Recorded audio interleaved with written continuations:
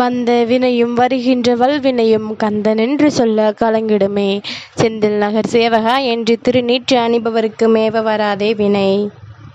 எவ்வளவு பிரச்சனையாக இருந்தாலும் தீர்வு என்பது என்னவோ கையளவு இருக்கின்ற அந்த மனதிடத்தில்தான் இருக்கின்றது. சிங்காரவேலனுக்கு அரோகரா. என் தங்கமே, இன்று இந்த சிங்காரவேலன் உன்னுடைய குலதெய்வத்திடமிருந்து உனக்கான செய்தி ஒன்றினை கொண்டு வந்திருக்கின்றேன். அது உன்னுடைய வாழ்க்கை சம்பந்தமானது. உன் குலதெய்வம் சொன்ன வார்த்தை என்னவென்று நீ கேட்காமல் சென்று விட்டாயானால் நாளை நிச்சயமாக உனக்குத்தான் மிகப்பெரிய கஷ்டம் வந்துவிடும். உன் குலதெய்வம் இந்த சிங்காரவேலன் என் மூலமாக உன்னிடத்தில் இந்த செய்தியை கொண்டு வந்து சேர்ப்பதற்கும் ஒரு காரணம் இருக்கின்றது. நான் உன்னுடைய அன்பை பெற்ற உன்னுடைய இஷ்ட தெய்வம் அல்லவா? எனக்கும் உனக்கும் இடையில் இருக்கின்ற பிணைப்பு எப்பேற்பட்டது என்பது அவர்களுக்கு நன்றாக தெரியும் அல்லவா? நான் உனக்காக செய்கின்ற விஷயங்களையும் அவர்கள் பார்த்து கொண்டிருக்கின்றார்கள். நீ என்னிடத்தில் எத்தனை உரிமையாக இருக்கின்றாய் என்பதனையும் அவர்கள் கண்டு கொண்டிருக்கின்றார்கள்.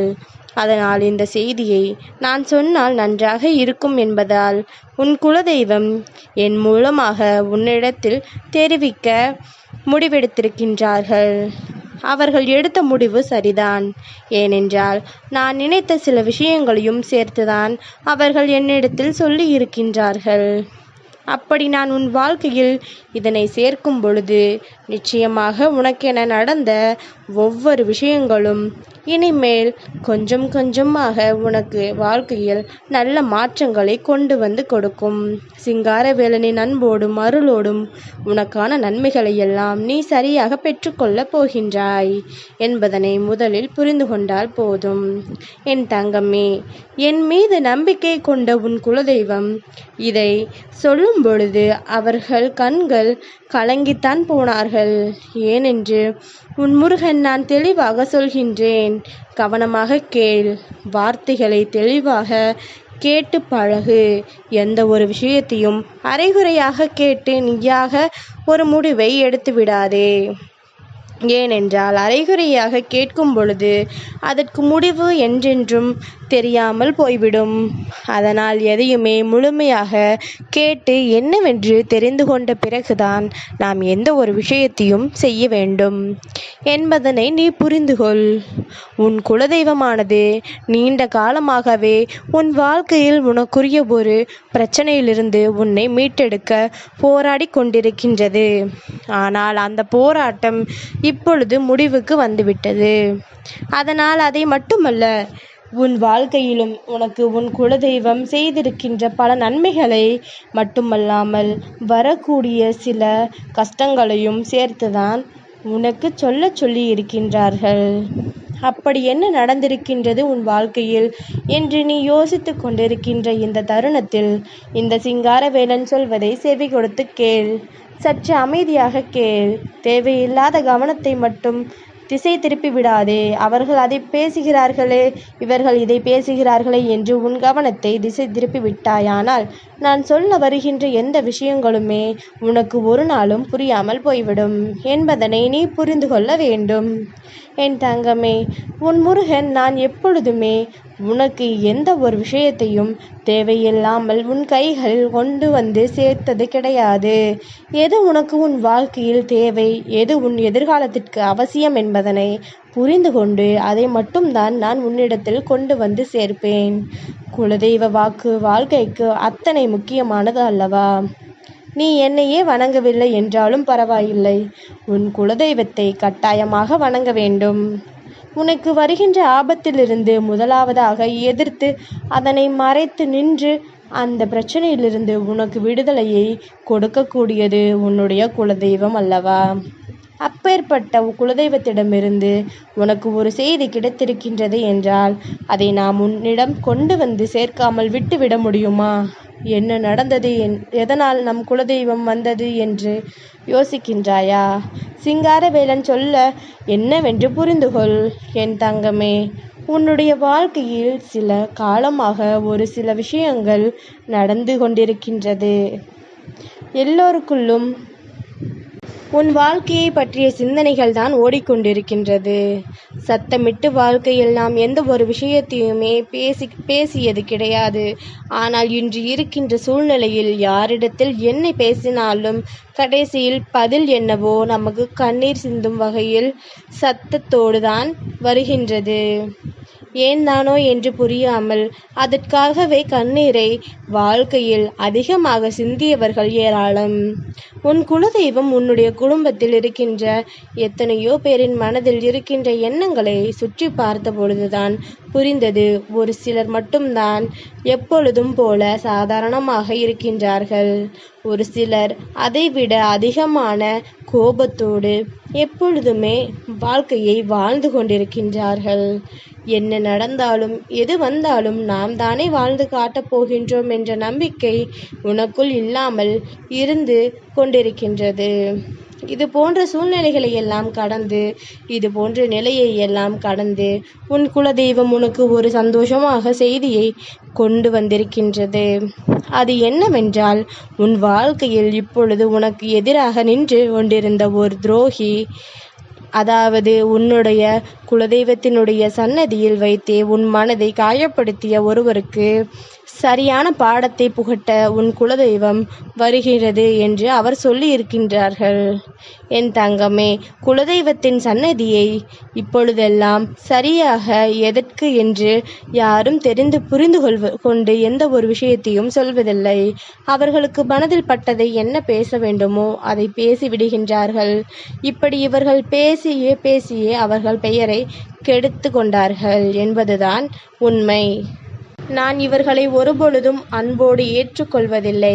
இவர்கள் நடந்து கொள்கின்ற விதங்கள் எல்லாமுமே ஒருபொழுதும் என்னால் ஏற்றுக்கொள்ள முடிவதாக இல்லை என்று உன் குலதெய்வம் சொல்லி இருக்கின்றது. என் தங்கமே, உன் குலதெய்வமானதை சற்று சாதாரணமாகவெல்லாம் நினைத்துவிட முடியாது. தன் பிள்ளைகளுக்கு நல்லது நடக்கும் வரை அமைதியாக இருப்பார்கள். ஒரு சிறு துன்பம் வந்துவிட்டது என்றால் கூட அவர்கள் பொங்கி எழுந்து விடுவார்கள் என்பதுதான் உண்மை. என் தங்கமே, முருகன் சொல்கின்ற வார்த்தைகள் உனக்கு புரிகின்றதா? உன் குலதெய்வம் என்ன சொல்கின்றது தெரியுமா? உனக்கு துன்பங்களையும் கஷ்டங்களையும் கொடுக்கின்றவர்களுக்கு உன் குலதெய்வம் தண்டனை கொடுக்கப் போகின்றது. அதுவும் அந்த தண்டனையை சாதாரணமாக தண்டனையாக இருக்கக்கூடாது. இனி எப்பொழுதுமே நினைக்கும் பொழுது நிச்சயமாக நாம் இந்த வாழ்க்கையில் எதையாவது செய்திருக்கின்றோம், அதை நல்லதாக செய்திருக்கின்றோம் என்கின்ற மனநிலையில் நீ இருக்க வேண்டும். யாருக்காகவும் வாழ்க்கையில் எந்த ஒரு சந்தோஷத்தையும் தொலைத்துவிடக்கூடாது. யாரை நினைத்தும் இந்த வாழ்க்கையில் ஒருபோதும் நீ வேதனைப்படக்கூடாது. யாரும் இங்கு உனக்கு வேதனைப்படவோ, யாரும் உன்னை நினைத்து வருந்தவோ தயாராக இல்லை எனும் பொழுது நீ யாருக்காக வேதனைப்பட்டு கொண்டிருக்கின்றாய்? உன் கஷ்டமும் கவலையுமே இங்கு சேர்த்து வைக்க முடியாத அளவிற்கு பெரிதாக இருக்கின்றது. ஆனால் என் தங்கம், நீயோ அங்கு இருக்கின்ற செயல்களை எல்லாம் விட்டுவிட்டு எப்பொழுதும் திறமையாக இருந்த உன்னுடைய வாழ்க்கையில் இப்பொழுது பல கஷ்டங்கள் வந்து கொண்டிருக்கின்றதே என்று சொல்லி வருத்தப்பட்டதும் ஒரு காரணம். இதை எல்லாமும் தாண்டி என்ன நடக்கின்றது என்பதனை சற்று அதிகமாக நீ யோசிக்கத்தான் வேண்டும். எப்பொழுதுமே நம் குலதெய்வம் நமக்கு காவலாக நிற்குமா என்று யோசித்தோமானால் நிச்சயமாக நிற்கும். யார் உன்னை கைவிட்டாலும் உன் குலதெய்வம் எப்பொழுதும் உன்னை கைவிடுவது கிடையாது. நீயே போ என்று சொன்னாலும் உன்னை கைவிட மாட்டார்கள் என்பது புரிந்து கொண்டால் போதும். உன்னுடைய குலதெய்வம் எப்பொழுதும் உனக்காக நிற்கின்றது. உன்னுடைய குலதெய்வம் உன் வாழ்க்கையில் உனக்கு அத்தனை நன்மைகளையும் தருகின்றது. உனக்கு என்ன வேண்டும் என்று நீ கேட்பதற்கு முன்பாகவே உனக்கு செய்வதற்கு ஓடோடி வருகின்றார்கள். அப்படி இருக்கும் பொழுது அவர்களை அவ்வப்பொழுது மறப்பதற்கு என்ன காரணம்? ஏதேனும் ஒரு சிறு பிரச்சனை வந்துவிட்டால் உடனே அவர்களை சென்று காண்பதை நிறுத்தி விடுகின்றாய். முன்பெல்லாம் வாழ்க்கையில் சந்தோஷம் வந்தாலும் கஷ்டம் வந்தாலும் முதலில் குலதெய்வத்தை காண ஓடிச் சென்றதுதான் மிச்சம். இப்பொழுது யாருமே அதை செய்வதில்லை. உன் குலதெய்வம் தன்னை தேடி வர சொல்கின்றார்கள். உன் குலதெய்வத்தை தேடி செல்ல வேண்டுமாம். அவர்களுக்கு நிச்சயமாக இப்பொழுது உன்னை காண வேண்டும் என்று தோன்றியிருக்கின்றது. நல்ல நேரம் கிடைக்கும் பொழுது அவர்களை காண்பதற்காக சூழ்நிலை வாய்க்கும் பொழுது அவர்களை காண செல்லவே அப்படி இல்லை என்றாலும் இருக்கின்ற இடத்திலாவது அவர்களை நினைத்து கொண்டிருந்தால் அவர்கள் பெருமகிழ்ச்சி அடைவதாக சொல்கின்றார்கள். உனக்காக ஒவ்வொரு நாளும் உன் வாழ்க்கையில் நடக்கின்ற எத்தனையோ தீய கஷ்டங்களில் இருந்து உன்னை நான் காத்திருக்கின்றேன் என்பதனை மறந்துவிடாதே என்றும் உன் குலதெய்வம் சொல்கின்றது. என் தங்கமே, முருகன் சொன்ன வார்த்தைகள் உனக்கு புரிகின்றதா? உன் குலதெய்வம் உனக்கு எப்பொழுதும் துணையாக இருக்கின்றது. உன் வாழ்க்கையில் இருக்கின்ற துன்பங்கள் கஷ்டங்கள் எல்லாவற்றையும் உனக்கு உடனிருந்து செய்து கொடுக்க உன் குலதெய்வம் துணையாக இருக்கின்றது.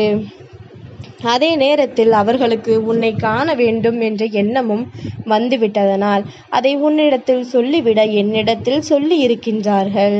ஒரு முறை அவர்களை கண்டுவிட்டு வா.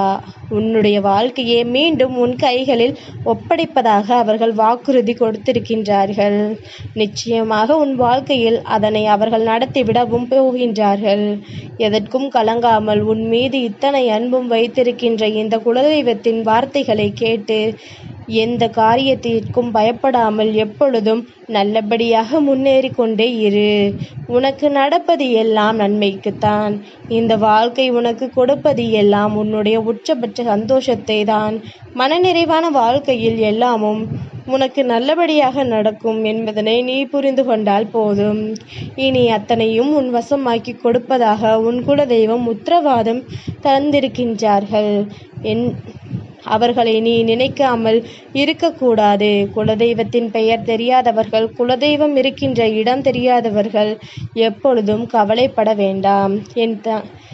என் தங்கமே, என்னை தேடி வருக என்று நீ சொன்னாலே போதும். உன்னுடைய இல்லத்தில் நிலைவாசலில் அவர்கள் வந்து நிற்பார்கள் என்பதனை ஒருபொழுதும் மறக்காதே. நான் சொன்ன வார்த்தைகள் உனக்கு நினைவிற்கு இருந்தால் குலதெய்வத்தை கையெடுத்து வணங்கு. சிங்காரவேலனுக்கு அரோகரா.